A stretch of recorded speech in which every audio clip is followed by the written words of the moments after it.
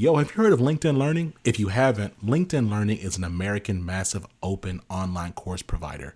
It provides video courses taught by industry experts in a variety of subjects. Now, why am I sharing this?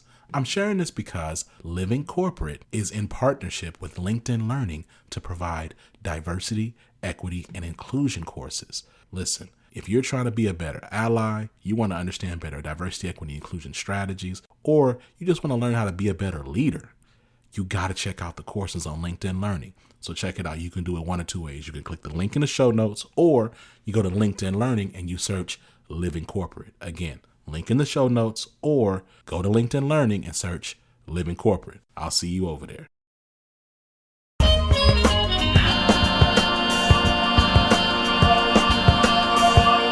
Welcome everybody to another episode of The Access Point. This is season number 3, 1, 2, 3. And we have two illustrious guests that we're going to have a show about doing effective interviewing. But first, let's talk about the Living Corporate platform. Living Corporate is a digital media network consultancy focused on workplace equity and inclusion. Living Corporate centers and amplifies Black and Brown voices just as yourself in the workplace through digital media production and business-to-business consulting. The network offers a variety of programming, and tonight we're excited that you joined us for our latest installment of The Access Point. What is The Access Point? The Access Point is a weekly webinar focused on preparing Black and Brown college students and early career professionals for the workforce by having real nuanced talks that they really need. And so just for a disclaimer, the thoughts and views expressed in tonight's discussion do not necessarily represent the views of each person's respective organization that the guest is affiliated with. And with that being said, we have our two panelists here. Nadine, please introduce yourself. Well, first, thank you so much for having me here today. Really excited to join this conversation. My name is Nadine Mullings. My pronouns are she, her. I am a woman of faith, sister, daughter, friend, disruptor, and perpetual philosopher. I am a people connector by trade and currently in law school. By the time I sit for the bar, my hope and prayer is that I will be an employment advocate and strategic advisor, helping to reimagine workplace structures just so about anyone can feel like they belong when they're at work. I'm excited about this week's episode because as a truth seeker, one of my favorite things about being a recruiter is being able to pull back the veil of the hiring process. So thanks again for having me. Thanks for coming on. And Zahra, please introduce yourself. Sure. Nadine, best of luck with that bar exam. Hi, everyone. My name is Zahra Barikbin. My pronouns are she and her. Thank you so much for having me. I love everything networking, and I wish my younger self was able to watch this. And why I say that is I am first generation college student, first generation American, first generation everything. So really it was watching things like this and having mentors and people in my court that helped me get to where I am today. My background started actually as a tax accountant at a Big Four accounting firm. My career was a little windy, switched into a recruiting role. I think anyone that meets me knows I'm a big people person, huge DE&I advocate. And I think that's where I love to live my purpose and do what I do. I currently work as a recruiter for a large tech company. And again, just want to reiterate my views here today are my own, and really just so excited to be here and just share, do's and don'ts and things that we've learned over the years. So hope you get something really valuable out of the session today. Excellent. And so, just as usual, if the audience wants to ask questions, please feel free to ask questions. Please feel free to interact, comment, share, subscribe. We're a family here, so we want to have these discussions with you. And with that being said, Nadine, let's go with the first question, right? So we're talking about interviewing effectively, right? So trying to get the job, trying to look the part. I got a nice suit on. I got my head shaven, haircut, fresh beard, fresh lineup. But, my outer appearance is okay. It's presentable. It's respectable for the corporate workforce. But in your mind is what really needs to happen, right? You need to get your mind prepared, right, for the discussions of talking to somebody one-on-one with a panel or whatnot, right? So my first question is, where do you think most job seekers struggle in the interview process and why? Yes, this is a really great question. I think probably from the beginning, right?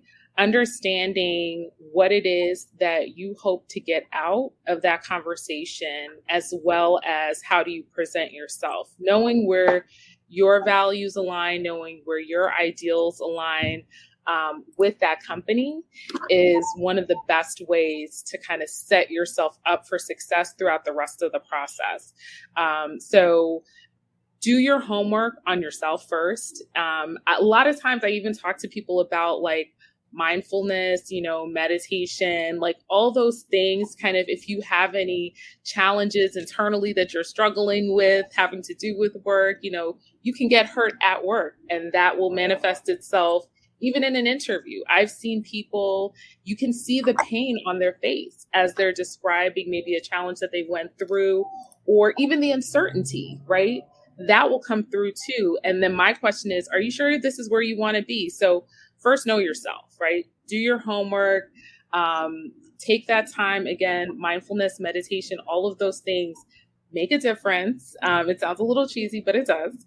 And then once you've really kind of plugged into what you're hoping to, what your purpose is and where your values align, then you can do your research. You'll find that a lot of companies nowadays, they have their core values, and they have their mission statement, even if they're a for-profit organization, listed on their website. Read that, look at that, then go on a site like Glassdoor, and see, are people saying the same thing? Does it mirror what you're seeing on the website, versus what you're seeing on Glassdoor? There are other really great sites like Team Blind. It's and another one is Dipper, so from a DEI through a DEI lens, looking at people from underestimated communities is what I like to say. And just making sure that you're doing your homework. Yeah. Okay. So for the person, I have a background in chemical engineering, right? So I'm not used to the lingo, the jargon, right? I can say chemical engineering jargon, and you're like, what is that? So D&I, what is D&I? Thank you for calling that out because I did want to say it. So DEI is diversity, equity, and inclusion.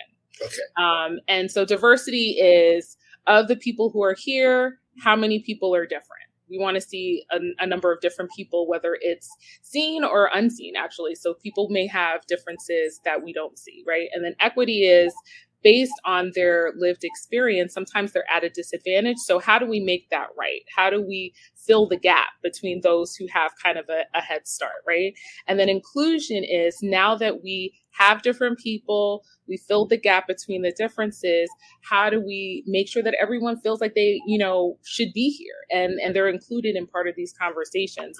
And then some even talk about belonging, right? So now that we're including everyone, how does everyone feel comfortable enough to connect in a way that's meaningful and make a meaningful contribution and know that they belong there in making that contribution? So thank you for that question. Oh, no problem. And Zahra, I have a question for you, right? So Nadine gave an example, just more of a general sense, but how can we do it for college students and early career professionals, right? So how can we get them ready? So let's say, for example, I am a first year college student. I, don't know who to network with, who to talk to. I need to really understand the interviewing process, right? What are some things or some key takeaways that somebody who's doing this for the very first time, how can they get themselves ready for the interview? Yeah, so career services is huge. And honestly, I say career services is probably, again, where the help that they provided me at my university, and I'm going to shout out Temple University here, if it wasn't for career services, I really would be so lost because I was the student that started and had no idea business professional and business casual and the difference between those right? So that gap in terms of getting yourself ready, using the right words, being able to sell yourself, being able to talk about some of those tougher questions that, tell me about your weaknesses, tell me about a difficult person, right? As someone that may not be in an environment or has interviewed before, I think career services is that first step to really get help in terms of mock interviews, the resources that your colleges and universities have in terms of they have employers coming to your campus to meet you, right?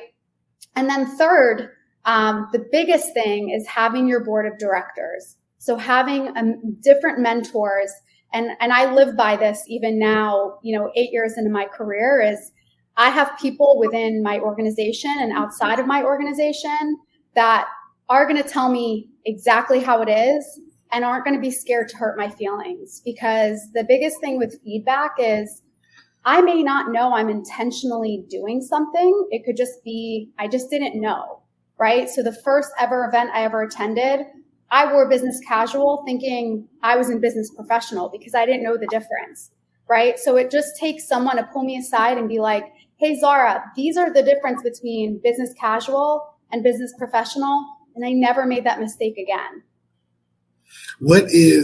So you talked about your board of directors, right? So I know what a board of director is, right? I don't want to give the answer away. So in your opinion, what are your board of directors? Yeah, so I like to use that fancy term as they're my mentors. They are people that I can go to, as I know, like I'll call my mom up and she may not be able to help me in terms of, telling me, Zahra, this is exactly how you should phrase what you're trying to ask your boss or your coworker, et cetera.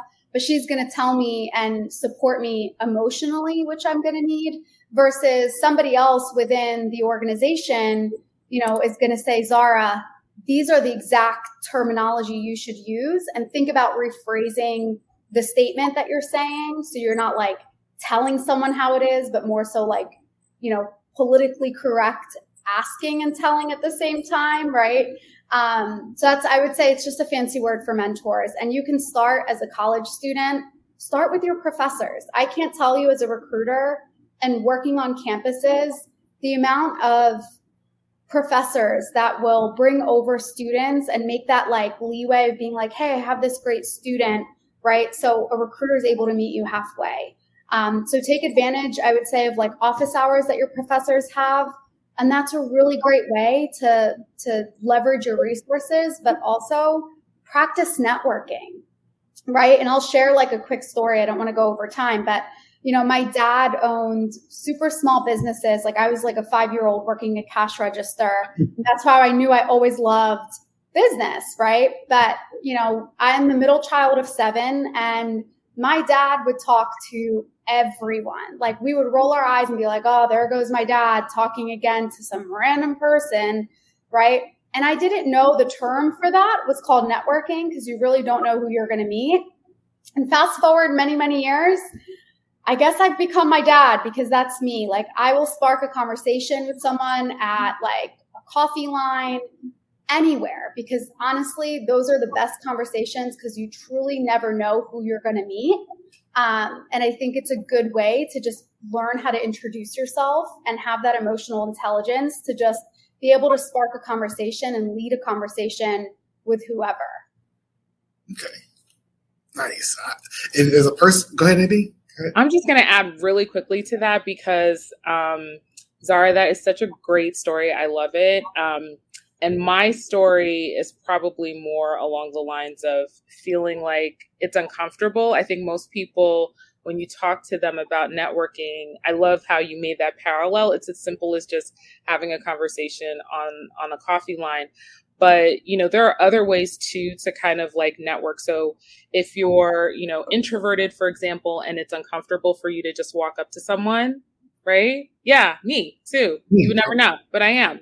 And, so sometimes it's easier for me to like send an email. So you'll find a lot of times I'm like sending messages on LinkedIn. I was also going to suggest, even when you talk about, networking is not necessarily just those face-to-face conversations, but it will open the door to some of those face-to-face conversations. And as an introvert, it gives you also time to edit your thoughts and put them out there.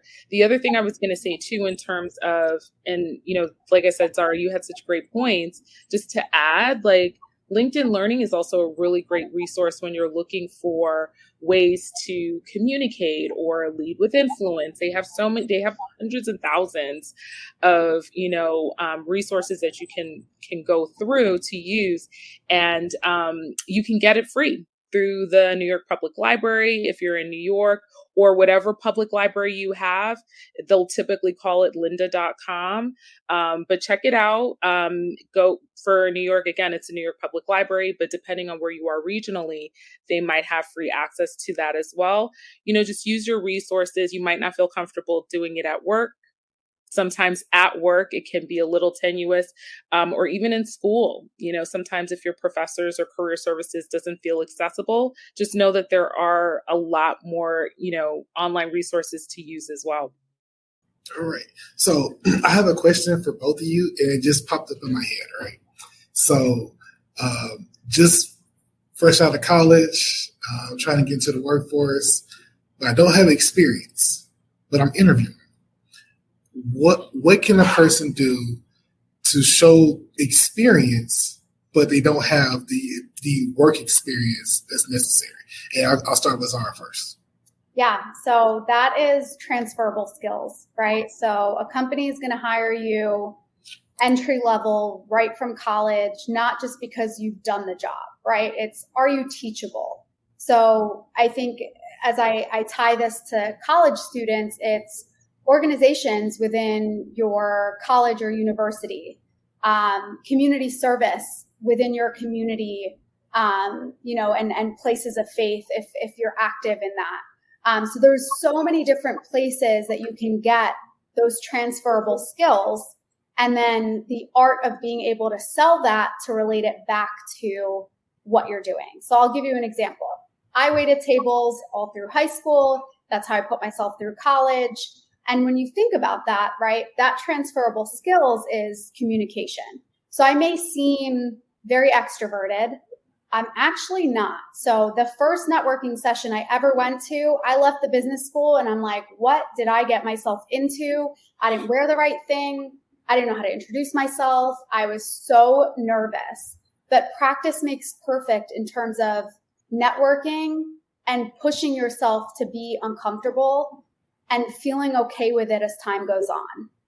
So that transferable skills from me waitressing is communication skills, being able to manage different customers, being able to juggle many different tasks, right? So I'm kind of the person in the middle between someone's angry they didn't get their food, and it's not really my fault because I put it in and it's the kitchen, but I'm not pointing fingers. It's more of how can I mediate between the customer leaving here happy, right, and getting the service that they came in for. So, you tie that to professional services where I started my career, right?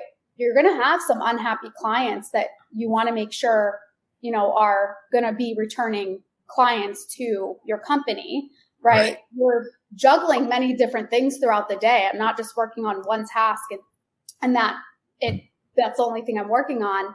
And then communicating with my teams, communicating with clients, that is really key. So making sure that really taking a step back and saying, okay, what is it that I'm doing and what is the impact and the skills that I'm obtaining here that I can set forth to be successful in the role that I'm working in. Excellent. Nadine, same question. Yeah, I love that story too. You have such great stories. I'm actually going to piggyback and talk more in terms of, because, my background, I've worked in, workforce development programs. And the challenge that a lot of young people have is this doesn't work for me. Like, I can't get through it. So I get the angry customer and I have like my own issues, and why are they getting upset with me? And then they throw their hands up in the air and then they walk out. And now you lose out on that opportunity to say, I have these transferable skills. So I think the other part of it as a young person is like, how do I develop the skill to be able to endure it, to be able to have those conversations. So I can now speak to it as a transferable skill. And, I am going to go back to, thinking about how do you build up that skill set. I recently saw on LinkedIn, because I'm on there all the time, Tuula Hansen, and she said, "Don't be furious, be curious," right? Like, it's very easy for us when we get feedback or somebody comes at us to, internalize it. But instead, if you flip it on its end and say, well, why is this person responding this way? I know I haven't done anything. What's informing that behavior, then that can also be an opportunity. And then it can translate into that waitressing job. So somebody comes at you, and now it translates into you've just graduated and you can now use that as a transferable skill. So I think, again, there does have to be that personal internal exploration and development and cultivating, so that you have the stamina, you can develop the grit and the resilience, so you can then speak to it and then use it to accelerate your career, really. And I've been on plenty of interviews. I can't even imagine them not asking that question, right? I'm asking that question, tell me about a time when, or how about this, or transferable skills. So these types of questions, yes, we're gearing these questions these statements more towards early college students, but these things these questions will never go away in the interview. I don't know why they won't go away, but people just want to know, like, can you handle adversity? That's really what it is. Can you handle the adversity? So Nadine, I do have a question for you. How do you give a balanced response so you can be authentic in your interview, especially if the message may be negative or difficult to receive? Yeah. So, back to that earlier point about, don't be, furious, be curious. I think it's a question of, first of all, the truth matters. If you're on an interview and, there's any inkling that you're not telling the truth, that could, put you that could basically eliminate you from consideration for a role, right? But at the same time, if you tell the truth about maybe a bad situation at work, that might put you in a negative light. So you might want to make up a story, but if that person finds out, that puts you in a difficult situation. The other thing too is that the landscape is changing, right? So you even have like folks like Ifeami, and I don't want to mispronounce her name, but Ifeomi or Ifeoma Ozuma, who actually partnered with the California governor to pass legislation to help people not have to face the consequences of an NDA, so that they can speak truth about, maybe a negative situation that might be, dangerous either to employees or to customers. So we're also in an environment where the truth really matters, but how you say it too makes a huge difference. So make sure, like, when you're thinking about, that tough situation, you're first of all removing your feelings from the facts, right? Again, don't be furious, be curious. Think about what actually happened, what could I have learned from that? Or what could have, again, been informing that behavior, why I got that outcome. And then it's easier for you to be a little more objective when you're sharing what's going on and to give more of a balanced account. And then keep in mind, just taking a step back, like pausing and thinking about, again, is this how I'm feeling, or is this actually what happened? These are important skills and critical skills as well, especially on the interview. If I know that, number one, you can tell the truth, but tell it in a way that is balanced, where you're able to talk about both sides and considerations on both sides. Like, I know I was wrong, but, or I know that this is how I felt about the situation. It was a bad situation, but here's how I contributed to it. And here's the lesson that I learned from it. That shows the interviewer that you can do that in the workplace as well, because that happens all the time. You're always looking about that win-win. And in order to do that, you have to acknowledge what happened. What are the facts? What's the truth? right? And how do we, find a compromise, right? And so speaking the truth, I think is necessary, even when it's a bad situation. I had somebody today actually who was telling me about they were a manager and they had a situation where they had to terminate someone. And typically if a manager tells me that, they had an underperformer and they had to terminate them, I'm like, well, I don't really like that, because to me, it's like, you should, as a manager, be able to help them get better, right? That's your job. In this example, she told me about how she unfortunately had to terminate the person. What I loved was that she was vulnerable and shared how she felt about the situation, but then saw the outcome was, I realized that the team morale went up, and, this is the lesson that I learned in how I could have better managed the situation so that next time, the person might be able to get to that next level. And this is how I've applied it in subsequent, underperforming employees. And I love that. And I told her that, I was like, not only did yes, it was a bad situation. And typically, I didn't tell her this, but typically that's something that would eliminate a manager from consideration. But because she was able to talk about the lesson learned, that truth now stood and had greater value. And now I can trust she's going to do the same thing and be thoughtful, So I think having that ability to, again, speak truth to power, but in such a way that you're drawing people in, right? So again, stay curious, draw people in with that curiosity.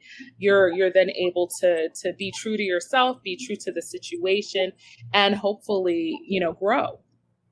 Love it. I love it. Stay true to yourself. I love it. You can't be true to yourself. You can't be true to anybody else. I love it. So, Zahra, question for you. I know I keep using this example.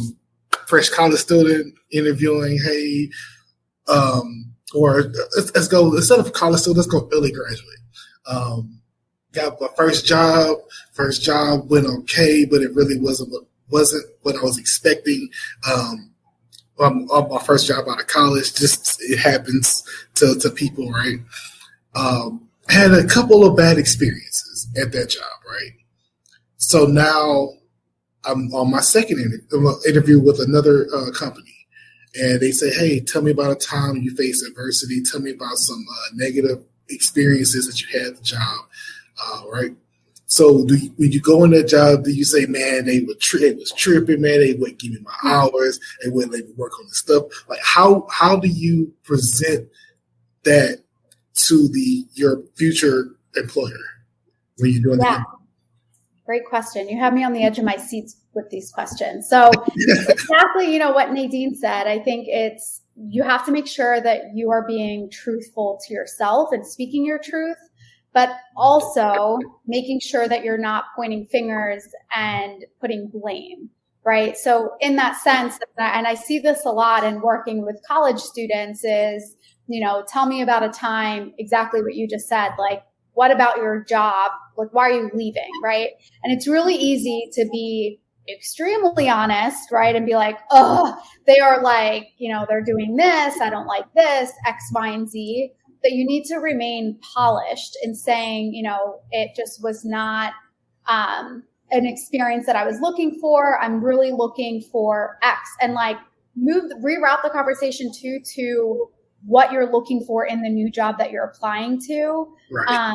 And again, like, it is a small world. So absolutely, I encourage you to speak your truth. But this is where like your board of directors come in and like, are you speaking your truth in a positive, professional manner versus speaking your truth like to a friend behind closed doors? Because you really never know how small the world is and how connected people are, right?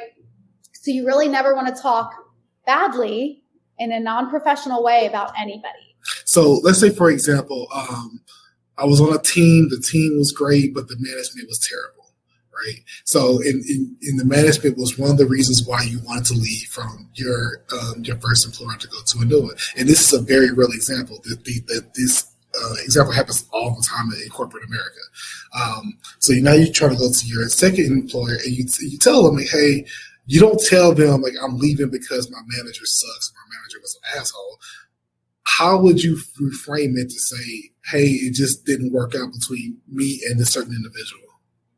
Yeah, I mean, to me, it would be different working styles. And I think to Nadine's point, saying like, I did X, Y, and Z to try to meet halfway and more than halfway, and the clashing just continued. And these are the things that I'm looking for in my next employer. So it goes back to the first point that Nadine made in terms of like your purpose and that like searching of what exactly are you looking for? Because I think a lot of candidates miss that, yes, a company's interviewing you, but you're also interviewing them, right? So you wouldn't want to just say like the perfect response and end up in the exact same situation with clashing views. So being upfront with that company saying, you know, these are my views and this is what I'm looking for. And through my research with your specific company, these are the values in X, Y, and Z that, you know, really sparked my interest in this role. Okay. That's great. So Nadine, how would you approach it? Let's say, for example, management was great, right? But the work that I was doing wasn't what I was expecting, right? I was expecting to do X, Y, and Z type work, but I got ABC type work, right? So how do you explain that situation to in your interview process? Yes. First of all, I feel like Zahra's answer was complete. The only thing that I'm going to add is because, you know, that's definitely another spin on it, right? So it could be the manager, it could be the work itself. You know, if it is the work, you know, focus on, you know, here's what I was hoping to learn. And I saw an opportunity to continue to stretch myself. That's what inspired me to apply to this job. And here are the lessons that, you know, I hope to bring from where I came from and what I'm going to add value, you know, through these lessons. But whatever you say, keep it short. Do not use like one of my long-winded, I tend to be very long-winded, but like the most important thing is whatever you say, just be thoughtful about it. There's this really great resource that is called, it's called Educative. They actually have a course. It's called Grokking the Behavioral Interview. And grok is actually defined as understand something intuitively or by empathy, and, you know, or empathize or communicate sympathetically and establishing a rapport, right? So the interview is a very short period of time. You typically don't have more than a couple of minutes per question to get your point across, establish that rapport, and wait for the next question. So keep it short, right? Whatever it is, be thoughtful about it. And what I love about this course that I just shared is that a lot of the questions that you're going to find, especially in a behavioral interview, you can actually just do your homework, right? You'll have those answers ready. Have your resume in front of you. Have the responses on that resume or in a piece of paper next to it. You know, have your notebook in front of you. But it's really important, you know, whatever your response is, to just keep it concise, because especially if it's a bad situation, you don't want to share more details that will raise more questions and that might, you know, have you in a rabbit hole that you can't get out of, right? Right. Okay. So, Zahra, question for you. The STAR method. What is the STAR method? Wow. I was literally going to unmute myself and be like, this is a great way to organize your thoughts. So you mentioned, right? Like, I think all of us somehow, I would be lying to you all to say I'm just this interviewing expert. You still get the butterflies when you interview, right? And you can prepare as much as you want. You don't know what they're going to ask you, but the best way, especially if you're like me and I love to ramble and I love to talk, if you haven't noticed already, is it's a great way to organize your thoughts, right? So it stands for STAR. S is you're going to define the situation. So what was the situation?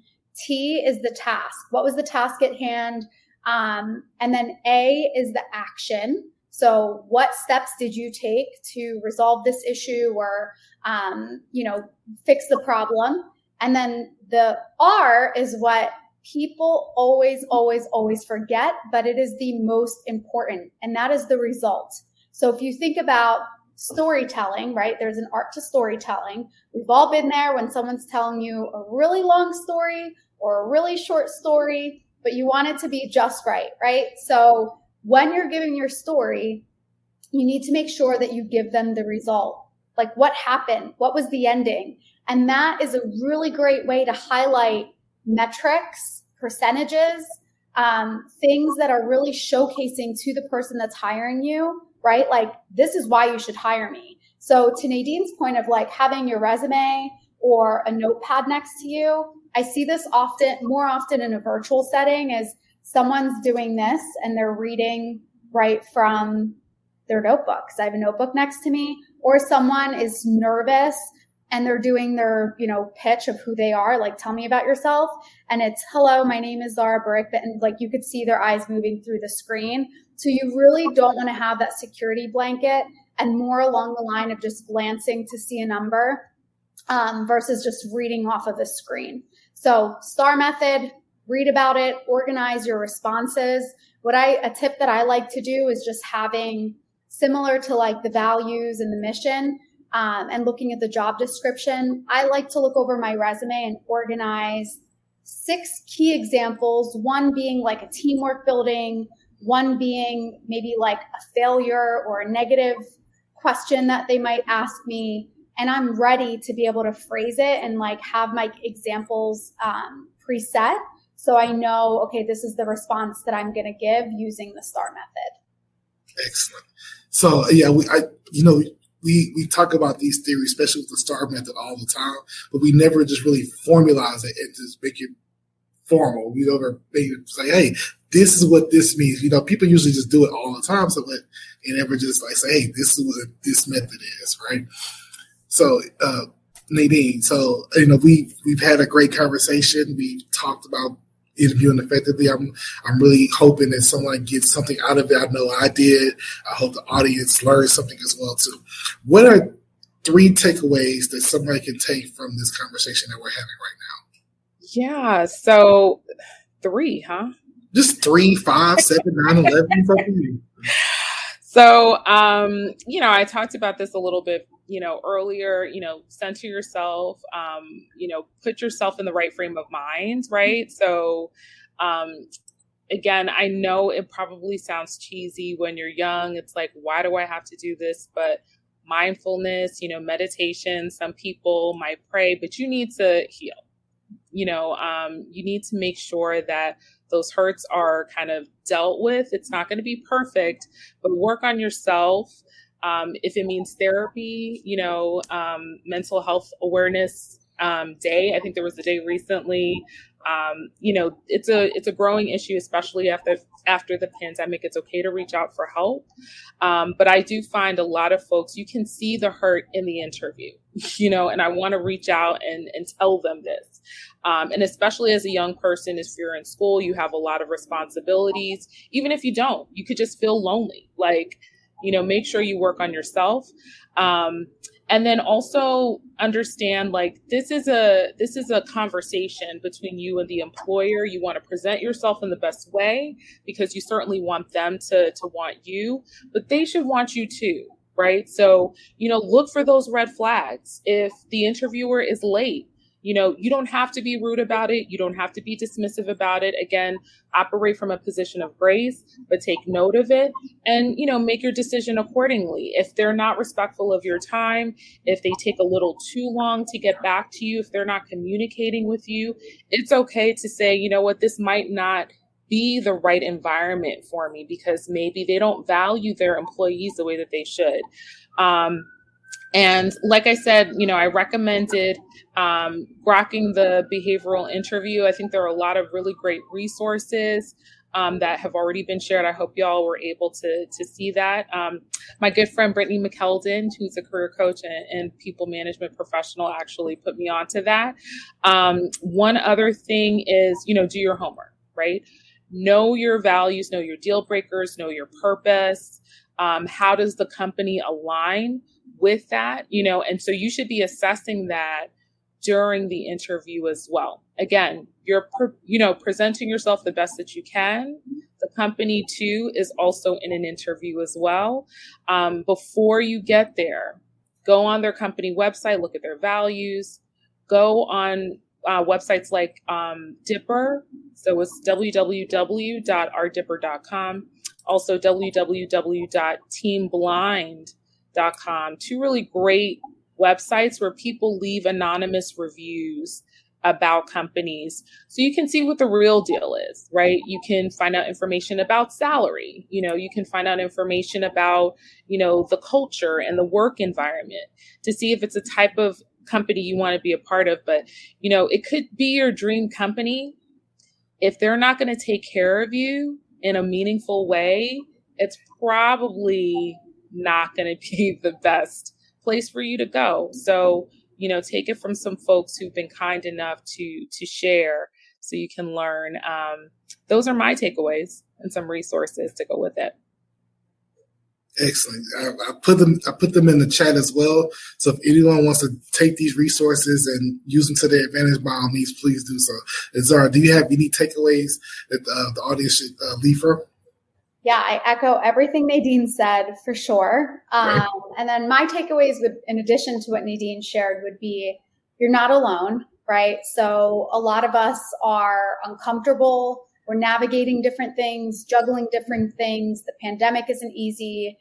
And it doesn't seem like there's a light at the end of that road. And trust me, I've been there, but get your board of directors, get your mentors, get people to want to invest in you. So my one would be, you're not alone, get your board of directors.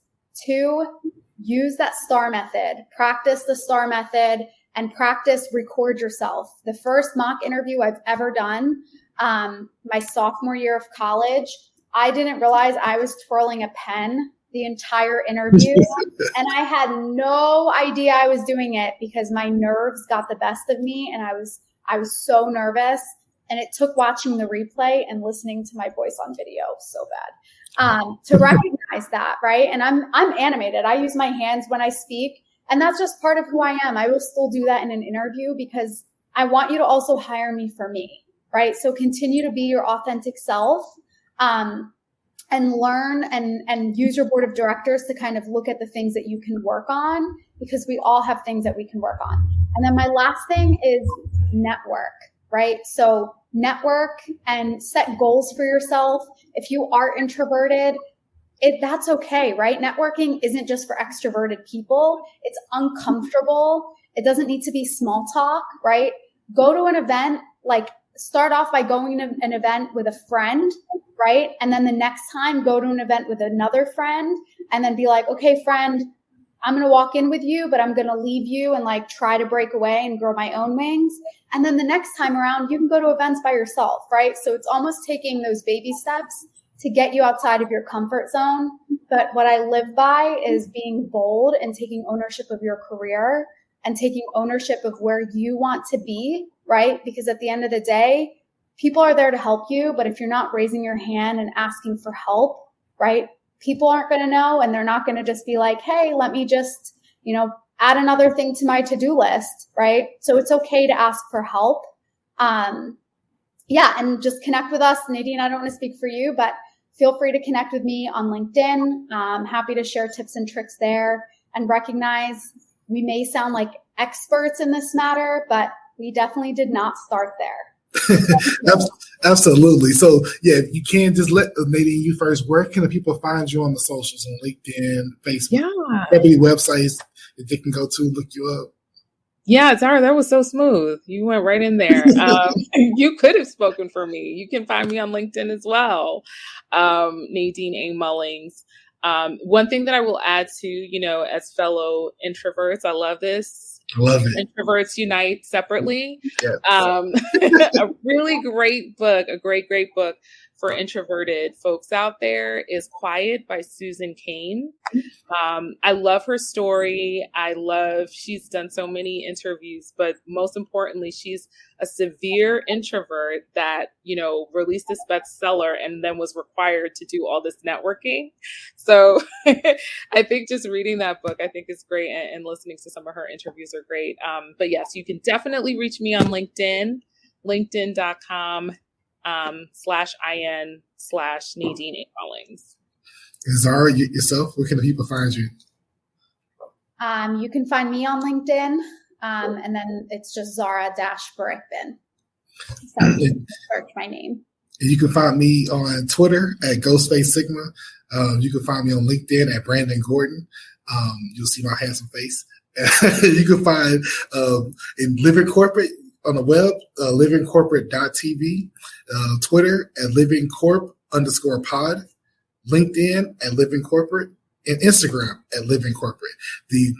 All the names that we can find the Living Corporate podcast will be on the comment section. And with that being said, catch us next Tuesday, 6:30 p.m. We have a great show in store for you. Next Tuesday, 6:30 p.m. Central Standard Time. And with that being said, we'll see you guys later. Thank you. Thank you so much for having us. Thank you.